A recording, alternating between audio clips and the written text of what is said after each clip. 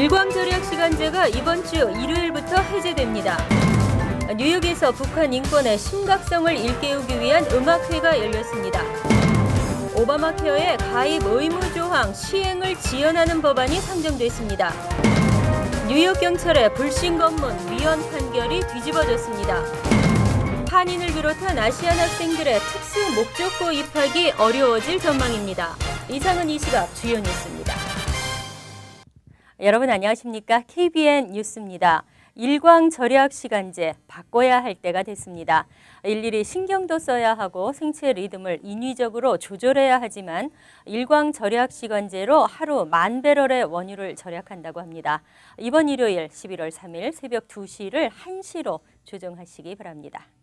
올해 서머타임은 오는 11월 3일 일요일 새벽 2시를 기해 해제됩니다. 이날 새벽 2시가 1시로 조정되므로 전날 밤 시계를 1시간 뒤로 돌려놓아야 합니다.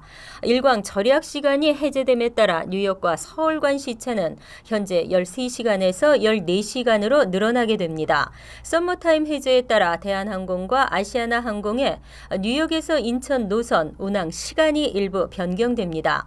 서머타임이 해제되는 오는 11월 3일부터 대한항공 뉴욕 JFK 공항발 인천행 KE082편은 오후 1시 20분에서 오후 12시 20분으로 출발 시간이 1시간 앞당겨지고 KE086편은 종전대로 새벽 0시 50분 출발합니다. 인천 출발 뉴욕 도착 시간은 KE081편이 오전 10시 15분, KE085편은 오후 7시 30분으로 각각 변경됩니다. 아시아나항공은 뉴욕에서 종전대로 오후 1시 출발하지만 뉴욕 도착 시간은 오전 9시 40분입니다. 한편 일광절약시간제는 제1차 세계대전 당시 생겨나 약 70개 나라에서 활용되고 있습니다. 일광을 절약해 에너지를 절약하자는 제도지만 지역에 따라서는 전기는 절약하지만 냉방비가 더 들 수 있다는 실험 결과가 나왔습니다. 북한 인권의 심각성을 일깨우기 위한 깜짝 음악회가 뉴욕에서 열렸습니다. 음악회는 이번 주 유엔 총회에서 열린 대북 인권 실태 보고 주간에 맞춰 이뤄졌습니다. 주성훈 기자가 보도합니다.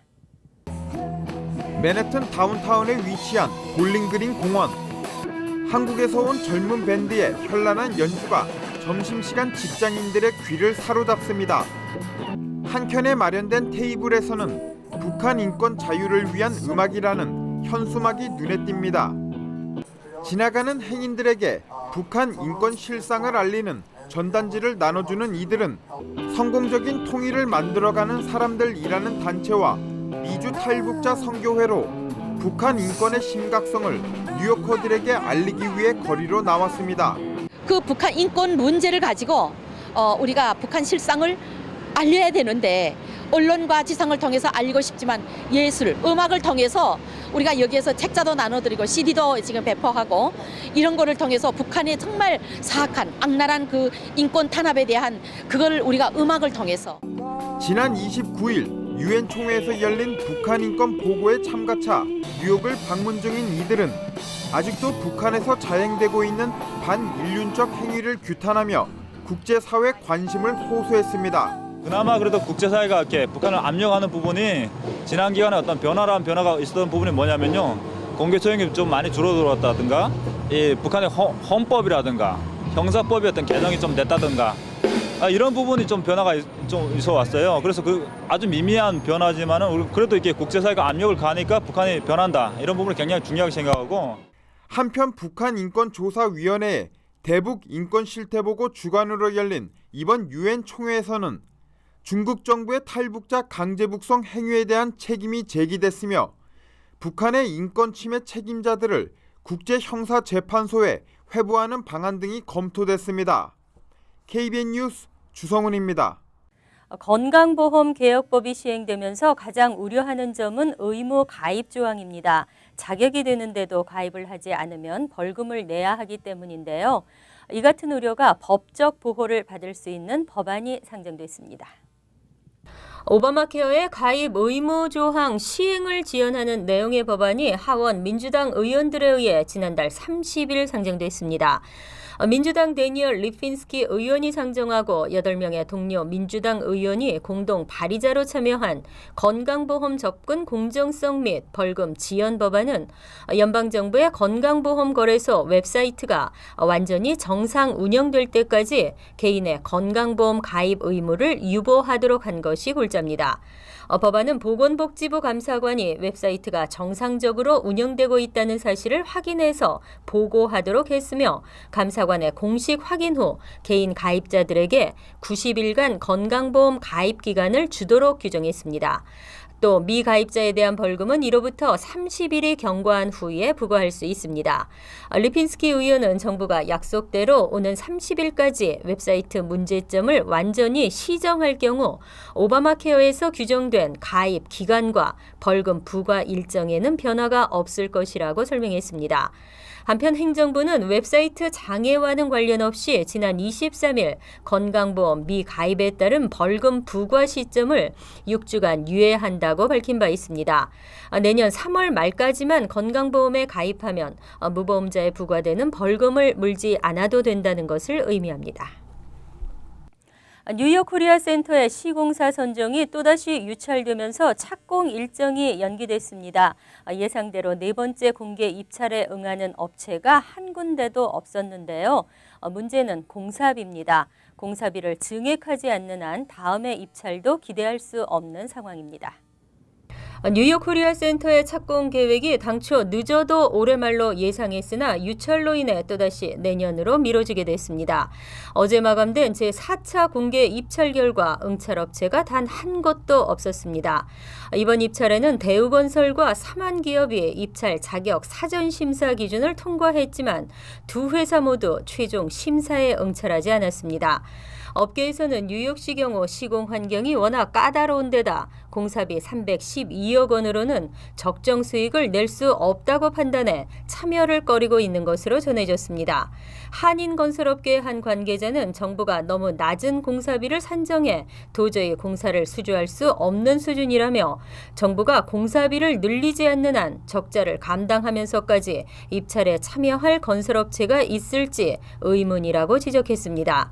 공사비를 증액하지 않는 한 내년 초로 예상되는 5차 입찰도 성사될지 불투명한 상황입니다. 맨해튼 32가에 건립될 예정인 뉴욕 코리아 센터는 한국문화원뿐 아니라 한국관광공사, 한국콘텐츠진흥원 등 유관기관, 뉴욕지사들이 입주할 예정입니다.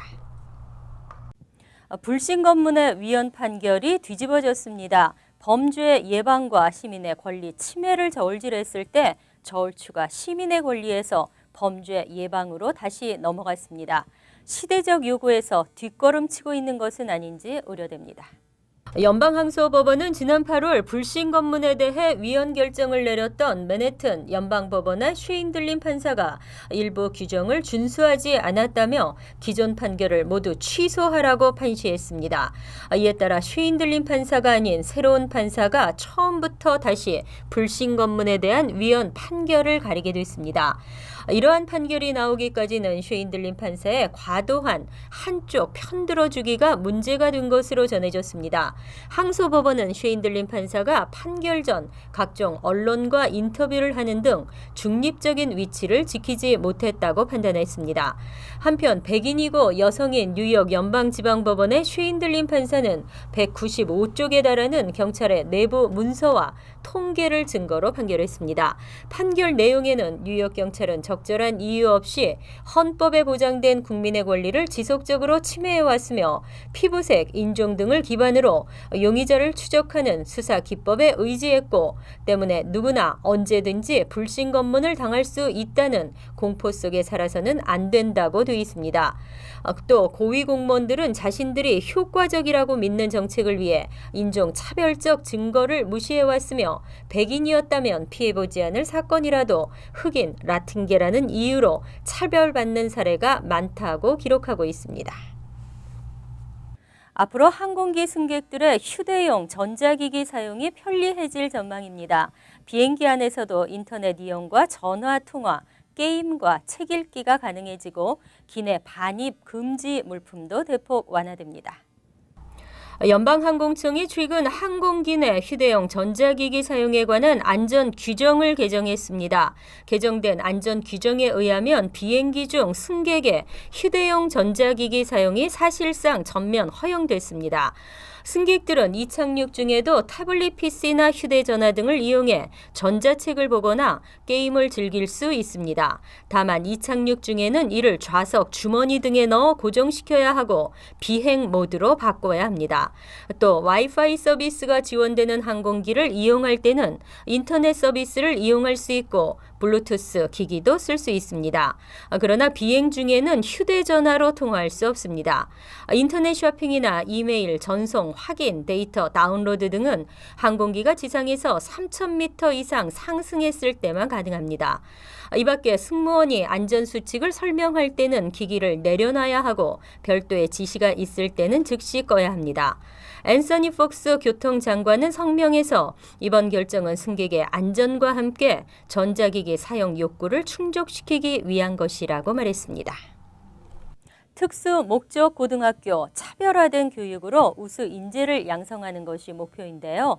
앞으로는 한인을 비롯한 아시안 학생들의 특수 목적고 입학이 어려워질 전망입니다. 전국유색인종연합은 어제 2013에서 2014학년도 특목고 입학생 중 흑인과 히스패닉은 12%에 불과하다는 보고서를 발표했습니다. 뉴욕시 공립학교에서 이들이 차지하는 비율은 과반인 것으로 알려졌습니다.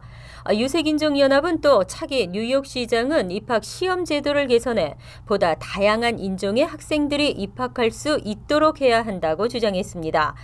현재 특목고 합격자는 시험 성적으로만 결정되고 있습니다. 하지만 시험 성적과 함께 중학교 성적과 포트폴리오 등이 반영되도록 해야 한다는 것입니다. 이 같은 발표는 뉴욕시장 당선이 유력한 민주당 빌 드블라지오 후보의 특목고 입시 개선 공약과도 맞물려 있습니다. 드블라지오 후보는 특목고의 입시가 학원 등에서 시험 준비를 할 수 있는 부자 등에게만 유리한 제도라며 개편의 필요성을 밝힌 바 있습니다.